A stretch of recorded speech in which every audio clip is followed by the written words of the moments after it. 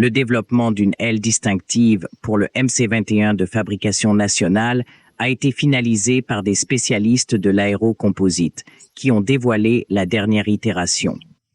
La structure est produite en utilisant une technologie qui n'a pas d'équivalence globale et est nommée d'après la couleur caractéristique de son matériau. La principale différence par rapport aux solutions conventionnelles est l'absence d'adhésif, de connexion rivetée, de couture et d'assemblage de gigues. L'aile est conçue comme une unité singulière qui offre un niveau de résistance sans précédent par rapport à ses homologues métalliques.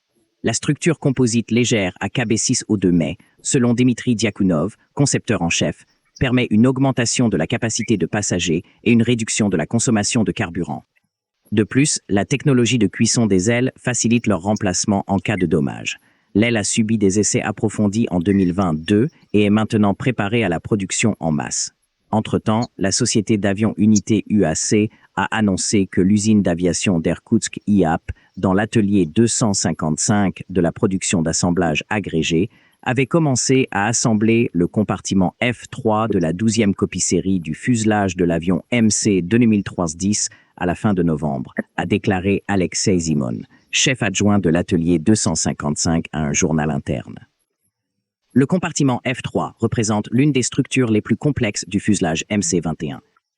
Sa production est effectuée dans le cadre de la coopération avec les entreprises fournisseurs, la branche de Aérocomposite JSC et la branche de PJSC l'Aviastar, qui produisent les panneaux centraux-plans et fuselage. L'utilisation de matériaux composites et de géométrie complexe exige une précision d'assemblage élevée et l'utilisation d'équipements spécialisés.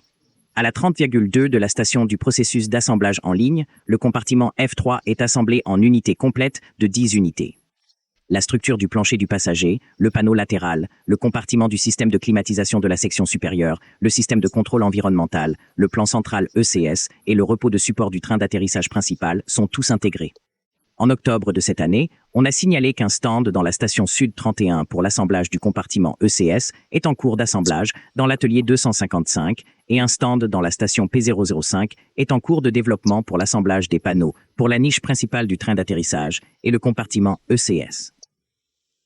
La station 30.2, mise en service fin 2021, permettra l'assemblage simultané de compartiments 2F3, améliorant ainsi l'efficacité du processus de production.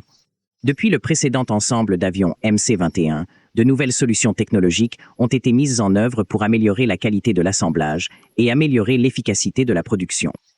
Les conducteurs sont utilisés pour les unités d'accoupage en conjonction avec des forages équipés d'alimentation automatique. Selon un article du journal d'usine, cette méthode permet d'optimiser les coûts de main-d'œuvre, d'améliorer la précision et de réduire le temps de cycle d'assemblage. Le budget pour le développement d'une version plus courte de MC-21, connue sous le nom de MC-21 2 et 10, a également été approuvé par la Russie. Sergei Chemazov, directeur de Rostec, a déclaré le 12 novembre que la version raccourcie de l'avion de passagers MC-21 accueillera environ 160 à 170 passagers. Il est prématuré de donner des chiffres exacts car le développement est au stade initial, a-t-il ajouté. Lorsque le projet MC-21 était initialement développé par le centre d'ingénierie Yakovlev de la société R4, le centre travaillait sur deux variantes de l'avion, le MC-2200 de base et le MC-2300 agrandi.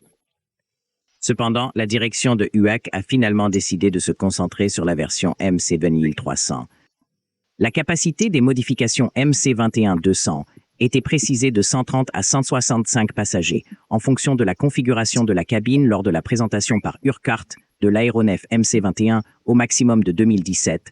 Les indices attribués à l'aéronef sont respectivement de 210 et de 310 sous forme substituée à l'importation. En avril de cette année, André Boginski a discuté du début des travaux sur la variante MC-21-2.10. Le budget de développement de la conception préliminaire de MC-21-2.1.10 sera de 1,94 milliard de roubles de 2024 à 2025, soit maintenant environ 18,6 millions de dollars américains. Pensez-vous que la Russie a raison de créer des avions MC-21 série avant même qu'ils ne soient enfin testés? Faites-nous savoir dans les commentaires.